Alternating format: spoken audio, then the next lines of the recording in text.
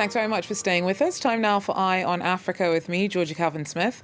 Tonight, South Africa starts patrolling beaches and alcohol sales are stopped once again as the country hunkers down under the latest round of coronavirus measures aimed at reining in spiking numbers.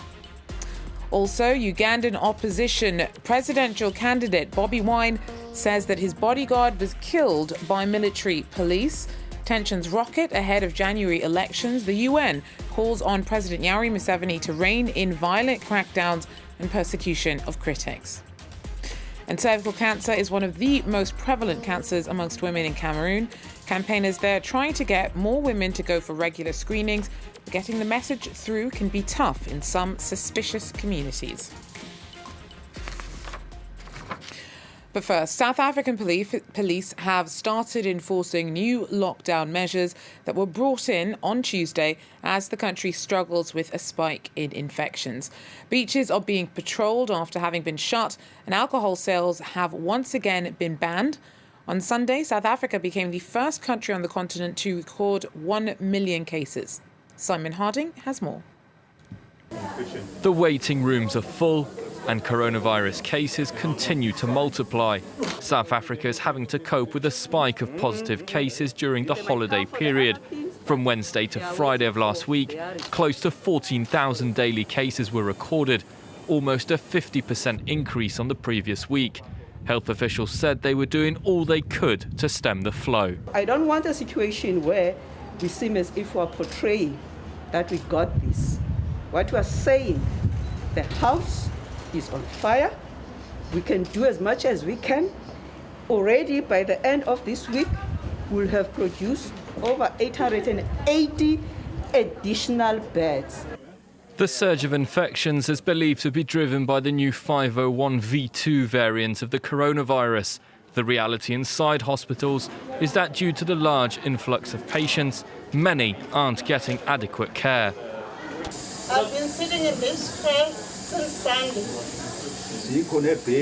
There are no beds. We've been sitting like this. In an attempt to alleviate the pressure on hospitals, Well, UN human rights experts say that they're concerned about a pre-election crackdown on political activists and opponents of Ugandan President Yoweri Museveni ahead of next month's elections. They've called for security forces to stop using violent tactics and for the detention of dissidents to stop. Singer Bobi Wine is the strongest challenger to Museveni, and he and his campaign have repeatedly been targeted by authorities ever since he erupted onto the political stage in 2017. Wine says that one of his bodyguards was fatally run over by military police on Sunday. Police claim that the man fell from a speeding car. Michael O'Hagan joins me now with more. Michael, so Wine's saying that his bodyguard was killed over the weekend. Tell us more about what happened, and does it tie in more generally to a pattern of targeted persecution by the authorities?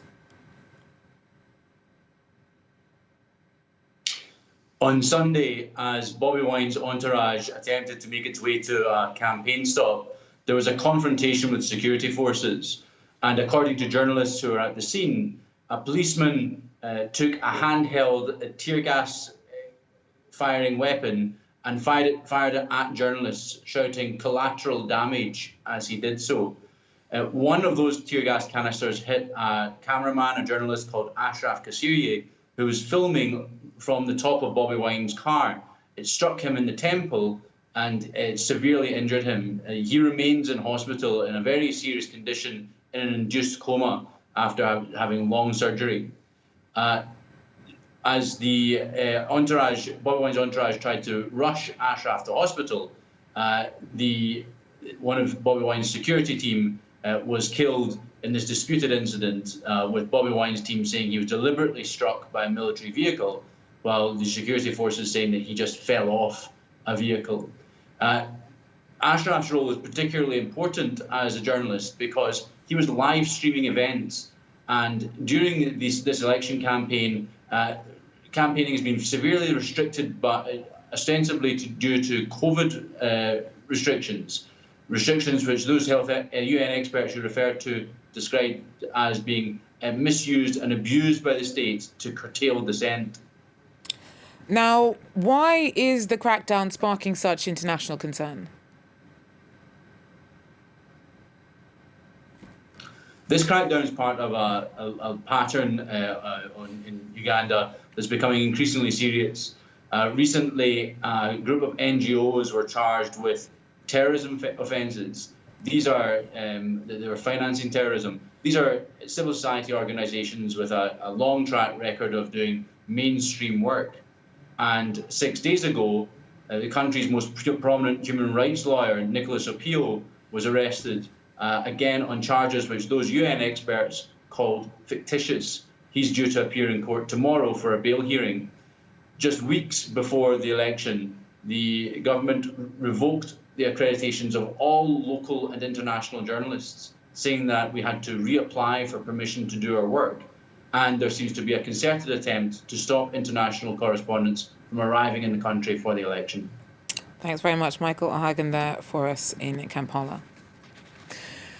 In other news, in a rare move in a country where elections are rarely contested, Ghana's main opposition party says that it is formally challenging the outcome of this month's presidential election. President Nana Akufo-Addo was returned for a second term, narrowly beating his challenger, former leader John Mahama.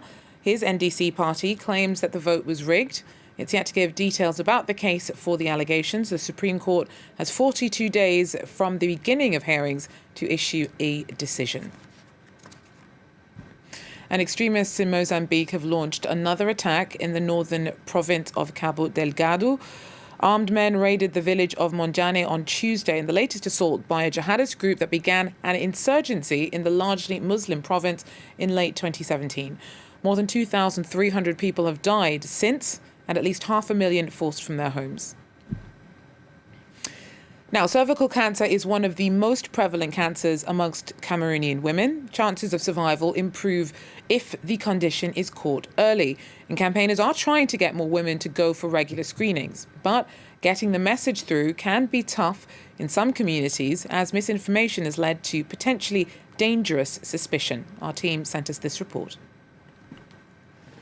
In this village in the outskirts of Yaoundé, Cameroon's capital, women are taught about cervical cancer.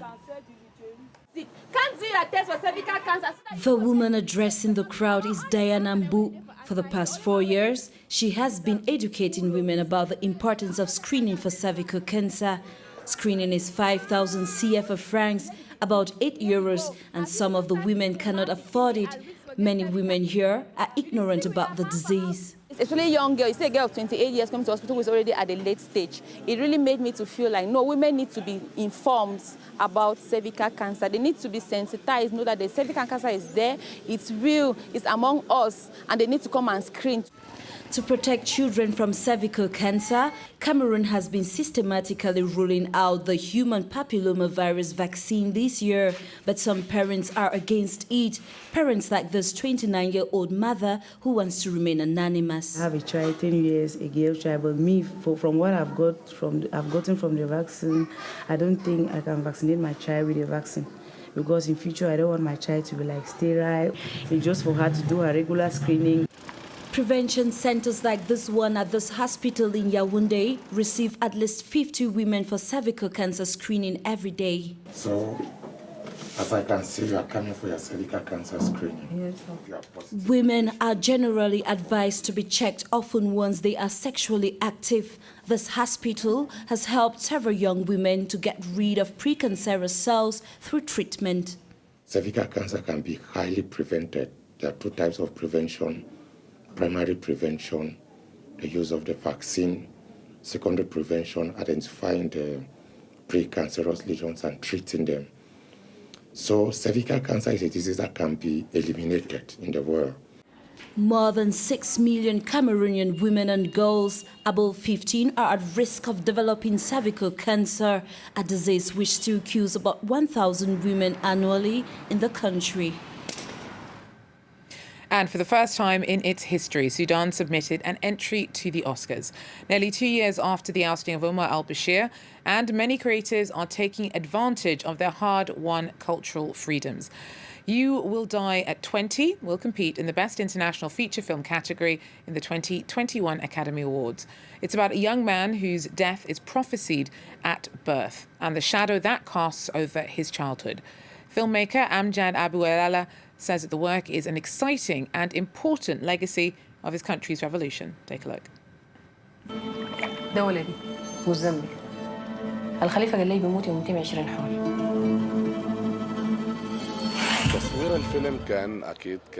Filming the movie surely was an adventure. To shoot a movie in a country that had no movie industry for over 20 years was not an easy task at all. Apart from the circumstances that we filmed in 2018 and 19, there were protests in the street, and it was a heated situation that exploded into a revolution on the first day of filming. بقينا في أول يوم تصوير. علي يوم ولدت ويوم أموت.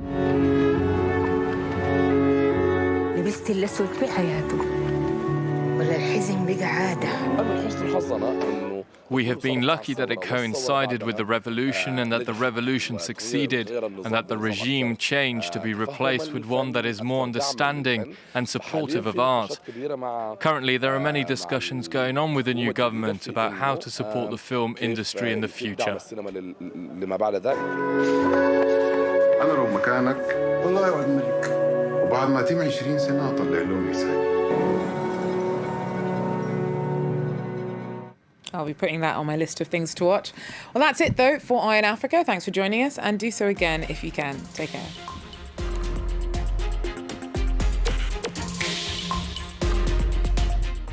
That man over there, who is he? Different, anonymous, unknown, a source of fear that reinforces our prejudices. At a time when our ability to live together in society seems more under threat than ever, a group of young people has decided to tackle the issue. Les jeunes ont commencé à nous dire, c'est vrai qu'on a des clichés, on se dit pas que c'est violent, on se dit pas que c'est méchant. Salam Shalom Salu is a project that aims to break down taboos, get rid of preconceived ideas, and deconstruct our views, combating silent racism and anti-Semitism through dialogue. Il y avait des gens qui criaient mort aux Juifs dans la rue. Moi, en tant qu'arabe musulman, j'avais l'impression que je devais me justifier. Moi, j'ai peur des personnes racistes. Reporters Plus, presented by Mark Owen on France 24 and France24.com. Because a new page of history gets written every day. Because breaking news can't wait. Information everywhere. In all situations. On every subject. Understanding the world. Imagining the world. France 24, a different take on the news. Liberté, égalité, actualité.